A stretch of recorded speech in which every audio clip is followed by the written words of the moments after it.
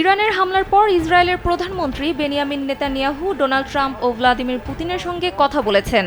Al Jazeera ও রয়টার্সের প্রতিবেদনে এ তথ্য জানানো হয়েছে।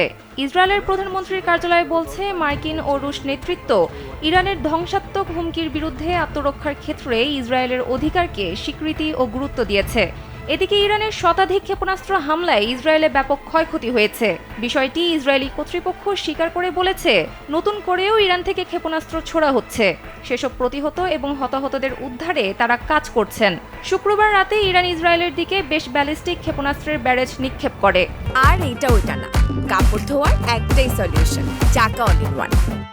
যার ফলে ইসরায়েলের বিভিন্ন অঞ্চলের মানুষ আশ্রয়ের জন্য ছোটাছুটি করতে বাধ্য হয়। এই হামলায় ৬০ জনের বেশি মানুষ আহত হয়েছে বলে জানা গেছে, যার মধ্যে একজন নারী গুরুতরভাবে আহত হয়ে পড়ে মারা যান।